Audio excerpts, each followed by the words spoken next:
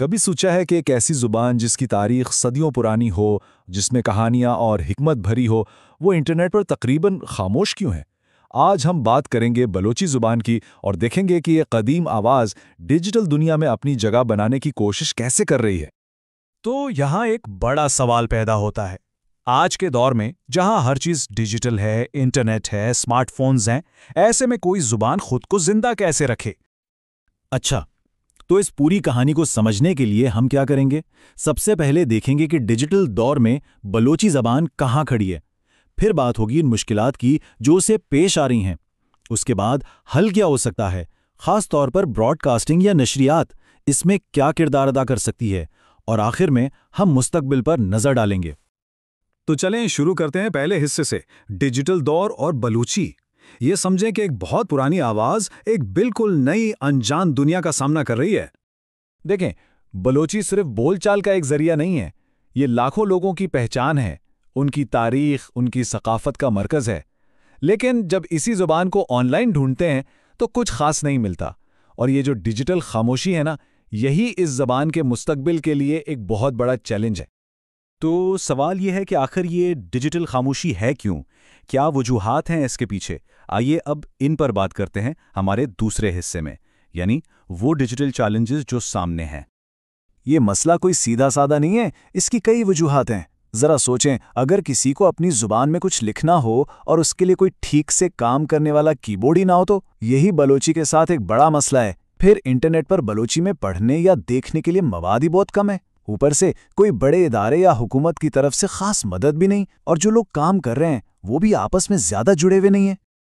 اور سچ پوچھیں تو یہ صرف بلوچی زبان کی کہانی نہیں ہے، یہ ایک عالمی مسئلہ ہے۔ ایک اندازے کے مطابق اس صدی کے ختم ہونے تک دنیا کی 40% زبانیں ختم ہو سکتی ہے۔ 40%!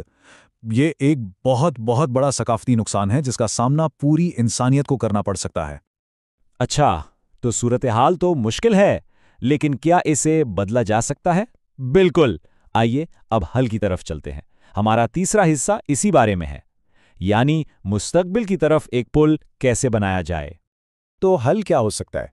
اس کے لیے ایک 4 نکاتی منصوبہ ہے۔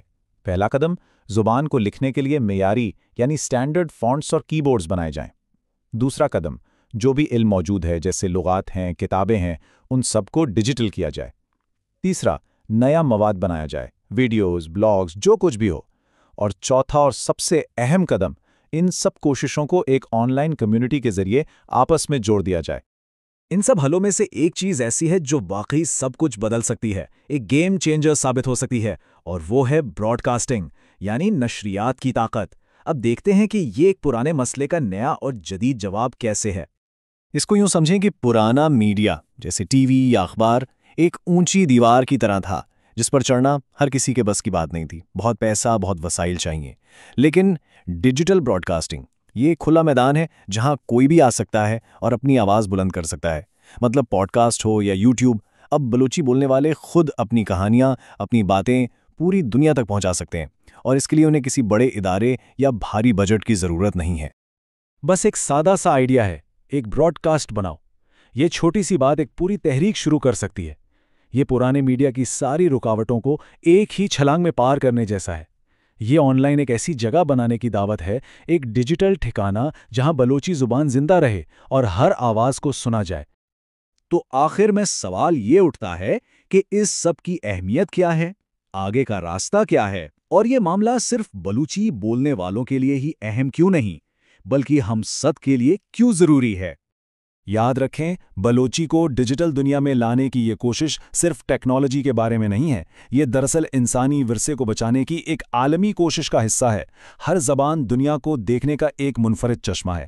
جب کوئی زبان ختم ہوتی ہے تو وہ چشمہ ہمیشہ کے لیے ٹوٹ جاتا ہے، اور ہم سب دنیا کو دیکھنے کے ایک خوبصورت انداز سے محروم ہو جاتے ہیں۔ تو آخر میں ایک سوال سب کے لیے چھوڑے جاتے ہیں، اپنی زبان کے ڈیجیٹل مستقبل کے بارے میں کبھی سوچا ہے؟ اس پر ضرور سوچیے گا، کیونکہ آج کے اس ڈیجیٹل دور میں ہر زبان اور ہر آواز کو سنے جانے کا حق ہے۔